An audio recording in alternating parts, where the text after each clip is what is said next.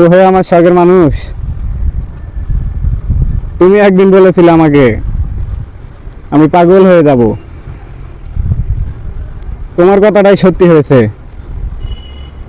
তুমি পাগল হওনি, পাগলটা যে বানিয়ে গেছো আমাকে। তুমি যেদিন আমার জীবন থেকে চলে গেছো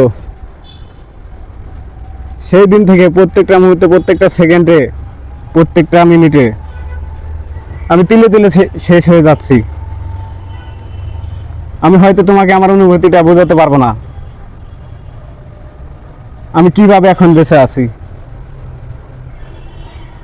এখন যে আমাকে দেখতেছে না, এটা আমি এমডি শাকিল খান হোসেন না, আমি এমডি শাকিল হোসেন না, এটা শুধু একটা জিন্দা লাশ। আমি প্রত্যেকটা মুহূর্তে, প্রত্যেকটা সেকেন্ডে তোমাকে, প্রত্যেকটা অলিতে গলিতে, আমার অফিসে, আউটফুটে মাথায় যেখানে তুমি কাজ করতা সেইখানে, এবং বাজারে, শহরে, প্রত্যেকটা গলিতে তোমাকে আমি প্রত্যেকটা মুহূর্তে খুঁজে ফিরি। অনেকে দেখি যান, কিন্তু তোমাকে পাই না। এই মনটাকে যে আমি বুঝাতে পারি না। তুমি তো অনেক আগে আমাকে বলেছো ভুলে যেতে, কিন্তু মনটা বুঝতে চায় না। অনলাইনে, ফেসবুকে, টিকটকে, ইউটিউবে, সব জায়গায় তোমারে খুঁজি, সেখানেও তোমাকে পাই না। আমি জানি না কি করলে তোমাকে আবার ফিরে পাবো, জানি না ওই বিধাতা কি কারণে এত আমাকে সাজা দিচ্ছে।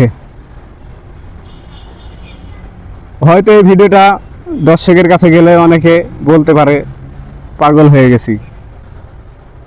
মানুষ পাগল কখন হয়? যখন কারো অতি প্রিয় শখের মানুষটাকে হারায়।